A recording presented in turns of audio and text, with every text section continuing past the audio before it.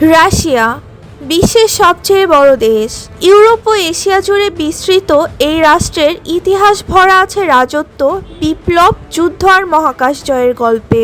চলুন 1000 বছরের যাত্রা দেখে নেই মাত্র কয়েক মিনিটে। নবম শতকে পূর্ব ইউরোপে কিয়েভান রাস গড়ে ওঠে। 988 সালে তারা খ্রিস্ট ধর্ম গ্রহণ করে, যা রাশিয়ার সংস্কৃতি ও পরিচয়কে গড়ে তোলে। কিন্তু 1300 শতকে মঙ্গলরা আক্রমণ করে 250 বছর শাসন চালায়। এই অস্থির সময়েই মস্কো ধীরে ধীরে নতুন শক্তি হয়ে ওঠে।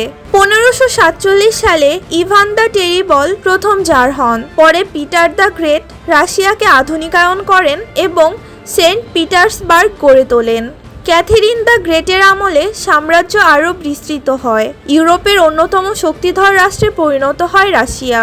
1917 সালে বলশেভিক বিপ্লব জার শাসনের অবসান ঘটায়। ভ্লাদিমির লেনিনের নেতৃত্বে জন্ম নেয় সোভিয়েত ইউনিয়ন।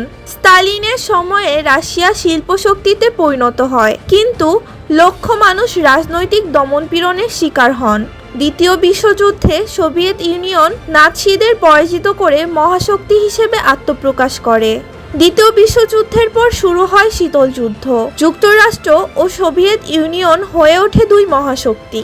1961 সালে ইউরিন গ্যাগারিন হয়ে ওঠেন প্রথম মহাকাশচারী। এটাই ছিল মানবজাতির জন্য এক ঐতিহাসিক মুহূর্ত। 1991 সালে সোভিয়েত ইউনিয়ন ভেঙে যায়, জন্ম নেয় আধুনিক রাশিয়া। 2000 সাল থেকে ভ্লাদিমির পুতিন ক্ষমতায় এসে রাশিয়াকে স্থিতিশীল করেন, কিন্তু সাম্প্রতিক ইউক্রেন যুদ্ধ আবার রাশিয়াকে আন্তর্জাতিক রাজনৈতিক সংকটে ফেলেছে। কিয়েভান রাস থেকে সোভিয়েত মহাশক্তি। রাশিয়ার ইতিহাস মানব সভ্যতায় অন্যতম নাটকীয় অধ্যায়।